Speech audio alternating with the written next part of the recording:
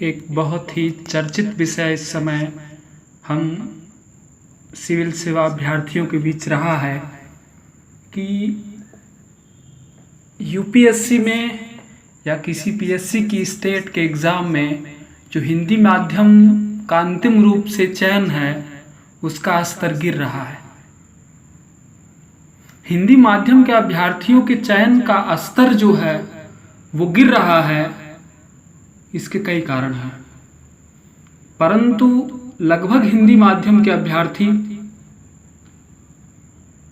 इसके लिए आयोग को जिम्मेदार ठहरा रहे हैं, इसके लिए आयोग के कार्यप्रणाली को जिम्मेदार ठहरा रहे हैं, या इसके लिए वो आयोग में नियुक्त उन प्रोफेसरों को जिम्मेदार ठहरा रहे हैं जो उनकी कॉपियां चेक करते हैं। उनका ये आरोप है कि वो इंग्लिश मीडियम के होते हैं, अंग्रेजी के होते हैं और हिंदी माध्यम की कॉपियों को नहीं समझते। परंतु मुझे लगता है कि ऐसा कुछ नहीं है। हालांकि मित्रों, ये मेरे स्वतंत्र विचार हैं, परंतु मुझे लगता है कि आपके मस्तिष्क और चरित्र पे, चित्त पे जो एक विशेष आवरण छा गया है, धुंध छा गई है, ये विचार उनको हटाने का भरसक प्रयास करेंगे। मैं चाहूंगा कि आप इन्हें ध्यानपूर्वक सुनें और अगर सहमत हों तो आप इसे आगे भी पहुंचाएं और कोशिश रहेगी कि हम आपके इन समस्याओं का निराकरण कुछ अपने बातों के माध्यम से कर सकेंगे। हिंदी माध्यम में जो तैयारी कर रहे हैं उनके लिए सबसे बड़ा कारण होता है कि वो अपने तैयारी में निरंतरता नहीं रख पाते, कंटिन्यूटी नहीं रखते। Continuity is a must part of any type of preparation in life. सबसे महत्वपूर्ण विषय होता है निरंतरता। सबसे महत्वपूर्ण विषय होता है निरंतरता। किसी भी कार्य को जारी रखने के बाद ही आप उसके अंतिम परिणाम तक पहुंच सकते हैं। हिंदी माध्यम का अभ्यर्थी 3 दिन तैयारी करता है, चौथे दिन कहता है मुझसे नहीं होगा, या हम ये काम कर लेते हैं, तैयारी को पीछे कर देते हैं। हम सारे काम करते हैं लेकिन जीवन में वही काम नहीं करते हैं जो हमारे जीवन को बदलने वाला है। तो पहली चीज तो निरंतरता हमेशा प्रभावित करती है, और निरंतरता किसी माध्यम के लिए जिम्मेदार नहीं है, क्योंकि ईश्वर ने सबको 24 घंटे दिए हैं, वो चाहे अंग्रेजी माध्यम का हो या हिंदी माध्यम का हो। दूसरा जो महत्वपूर्ण विषय है, कोई इंसान 15 घंटे हमेशा पढ़ाई नहीं करता और वो दूसरे ग्रह से नहीं आया होता, वो भी सामान्य इंसान है। लेकिन एक नियत समय पे नियत कार्य योजना और उसको क्रियान्वयन की जो स्थिति होती है वो व्यक्ति को सफल बनाती है। जबकि हिंदी माध्यम वालों को सिर्फ उन्हें ये पता होता है कि उन्हें डीएम बनना है, उन्हें ये नहीं पता होता कि उन्हें कैसे बनना है, कैसे शुरू करना है। वो सिर्फ अंत जान रहे होते हैं, शुरू नहीं जान रहे होते। और कहा जाता है प्रारभ्यतेन खलु विघ्न भय नीचैः प्रारभ्य विघ्न विहिता विरमन्ति मध्या। 3 तरह के व्यक्तियों की कोटि बनाई गई हमारे संस्कृति में। पहले तरह की व्यक्ति की कोटि होती है कि जो कार्य असफलता के डर से प्रारंभ ही नहीं करते हैं। दूसरे तरह के लोग होते हैं कि जो असफलता के डर से प्रारंभ तो करते हैं लेकिन बीच में छोड़ देते हैं। और तीसरे और उत्तम कोटि के वो होते हैं कि जो कार्य तब तक करते रहते हैं जब तक रिजल्ट नहीं आ जाता। हमें सिलेक्शन लेना है तो हमें भी अपने आप को तीसरी कोटि में रखना पड़ेगा, क्योंकि विवेकानंद ने कहा है कि किसी भी कार्य के किए जाने का परिणाम ये नहीं है कि हमने कार्य किया, परिणाम ये है कि हम कार्य तब तक करते रहेंगे जब तक उसका परिणाम सकारात्मक नहीं आ जाता। क्योंकि दुनिया कार्य सापेक्ष नहीं है, दुनिया परिणाम सापेक्ष है। कार्य करने में कितना समय लगा, कार्य करने में क्या स्थितियां हुई, दुनिया को, समाज को इससे मतलब नहीं है। कार्य का क्या परिणाम आता है, दुनिया इस पे चलती है। और अंतिम रूप से परिणाम अगर शून्य है, परिणाम आप मेंस में बहुत अच्छा करते हैं, प्री में बहुत अच्छा करते हैं, लेकिन अगर इंटरव्यू में अच्छा नहीं कर पाते हैं, फाइनली आपका सिलेक्शन नहीं होता, तो सारे प्रयास आपके ध्वस्त हैं और दुनिया समाज आपको असफल ही कहेगा। भले आप 3 चरणों में से 2 चरणों में सफल रहे हो, लेकिन अंतिम रूप से आप असफल हैं। तो दुनिया कार्य सापेक्ष नहीं, दुनिया परिणाम सापेक्ष है। और परिणाम को बदलने के लिए कार्य में निरंतरता और योजना बहुत जरूरी है। तीसरा है कोचिंग संस्थानों का सहयोग।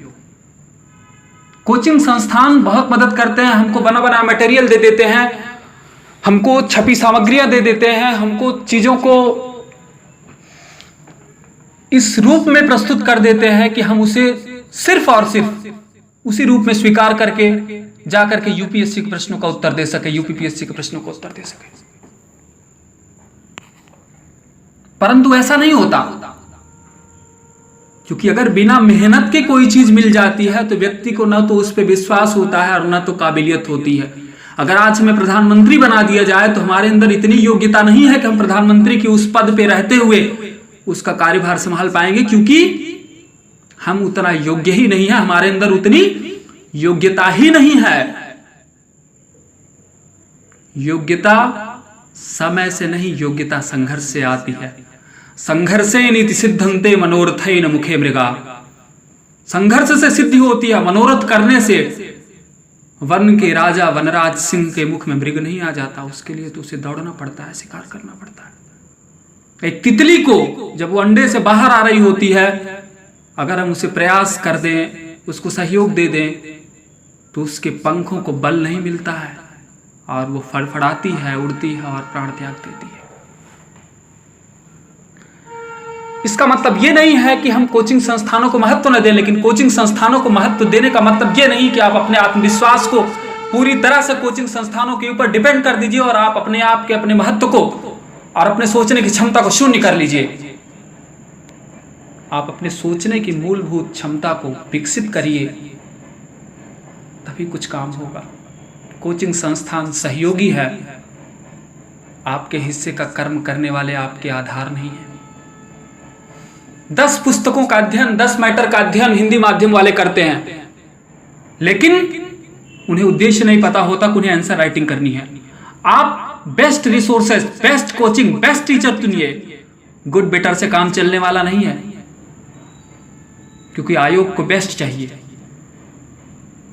और वो बेस्ट आप ढूंढ के ले आइए, आप खोज के ले आइए, लेकिन उस खोजबीन और ढूंढने के बाद आप उसको अपने शब्दों में लिख करके तैयार करिए, ताकि आप तमाम किताबों की भटकन को समाप्त करके एक निष्कर्ष पे पहुंच सकें।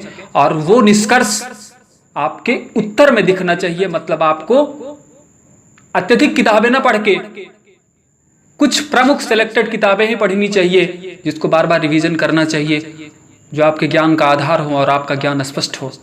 और उसके बाद उत्तर लेखन बहुत बड़ा कार्य होता है जीवन में। आपको 200-250 शब्द करना होता है वहां पे, और आप यहाँ पे 250 की जगह 2500 शब्द में मटेरियल पढ़ते हैं। कैसे होगा? किसी चीज को संक्षेपित करने का एक जो गुण होता है, संक्षेपण की कला होती है, वो 90% हिंदी माध्यम के अभ्यर्थियों में नहीं होती है। संक्षेपण की कला सीखना चाहिए व्यक्ति को।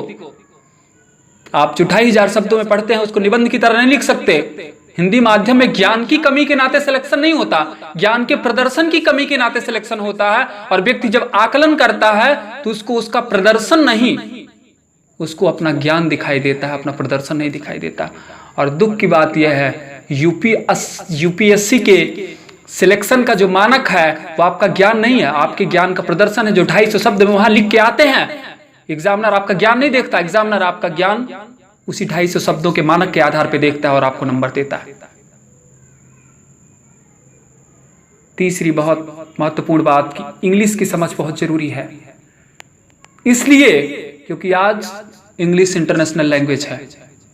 माध्यम हमारा हिंदी है, इसका मतलब ये नहीं कि हमको अंग्रेजी की समझ नहीं होनी चाहिए, क्योंकि जितने भी लॉ एंड ऑर्डर्स हैं उनकी मूलभूत प्रतियां अंग्रेजी में हैं। आप एक डीएम है, आपके पास अगर सुप्रीम कोर्ट, हाई कोर्ट का ऑर्डर आता है तो इंग्लिश में आएगा, हिंदी की प्रति नहीं आएगी उसकी। अगर आपको हिंदी की समझ है और इंग्लिश की समझ नहीं है तो बताइए कैसे अप्लायंस होगा उनका एप्लीकेशन कैसे आप कर पाएंगे? इसीलिए इंग्लिश को क्वालिफाइंग बनाया गया है और वो सिर्फ 10th लेवल की है। तो यह हुआ अपने दिमाग से निकाल दे हिंदी माध्यम वाले कि इंग्लिश जो है वो बहुत कठिन विषय है, यूपीएससी बहुत कठिन तरीके से इंग्लिश पूछती है, ऐसा कुछ नहीं। और दूसरी महत्वपूर्ण बात है कि हिंदी में मात्रात्मक त्रुटि, कॉमन इनर्स, जो मात्राओं में लिखने में जो चुनौतियां होती हैं वो हिंदी माध्यम में अधिक होती है, क्योंकि हिंदी माध्यम में अक्षर भी ज्यादा हैं और मान्यताएं हैं कि इसमें मात्राएं भी ज्यादा हैं और वास्तव में ज्यादा है।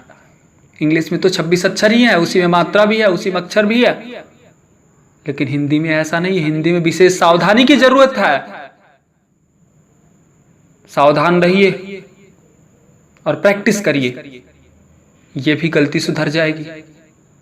और एक बात बार बार ये सुनने को मिलता है कि यूपीएससी गूगल ट्रांसलेटर का प्रयोग करती है, तो मैं ये कहना चाहूंगा यूपीएससी गूगल ट्रांसलेटर का प्रयोग करती है तो आपको साधारण अंग्रेजी तो आती है प्रश्न पत्र समझने के लिए ना, कि आप डीएम बनने जा रहे हैं और इतनी भी इंग्लिश नहीं आती है आपको।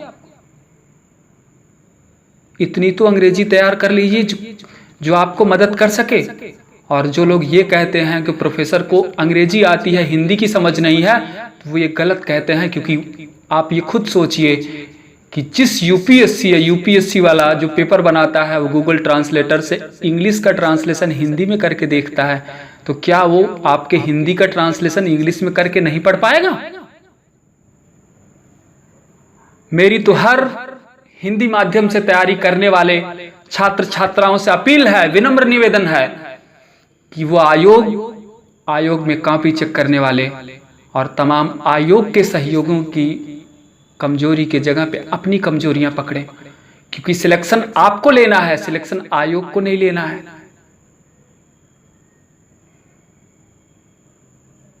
आरक्षण, लोग कहते हैं आरक्षण की बात भी रखते हैं हिंदी माध्यम वाले, लेकिन कहते हुए बहुत दुख होता है कि आरक्षण आप देने के लिए बुलाए जाते हैं, संरक्षण देने के लिए बुलाए जाते हैं, आपको वहां पे आरक्षण लेने के लिए नहीं बुलाया जाता। आपका चयन क्यों होता है?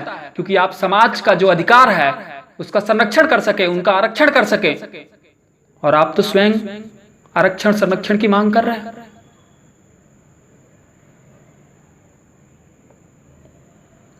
तो मुझे लगता है कि ये सारी मूलभूत कमजोरियां हैं, मूलभूत कमियां हैं जो हिंदी माध्यम के परीक्षार्थियों में, सिविल सेवा की तैयारी कर रहे व्यक्तियों में हैं। और अगर ये कमियां सुधार ली गई तो मुझे नहीं लगता है कि अंग्रेजी माध्यम और हिंदी माध्यम के लोगों में कोई विशेष अंतर है। वो अंतर सिर्फ वर्तनी का हो सकता है, वो अंतर सिर्फ थिंकिंग एटीट्यूड का हो सकता है, वो अंतर सिलेक्शन का नहीं हो सकता। क्योंकि सिलेक्शन जब होता है तो आप भी उसी पोस्ट पे जाते हैं, वो भी उसी पोस्ट पे जाता है, आप भी वही एग्जाम दे रहे होते हैं, वही एग्जाम दे रहे होते हैं, आप भी उसी गांधी के बारे में पढ़ रहे होते हैं, वो भी उसी गांधी के बारे में पढ़ रहा होता है।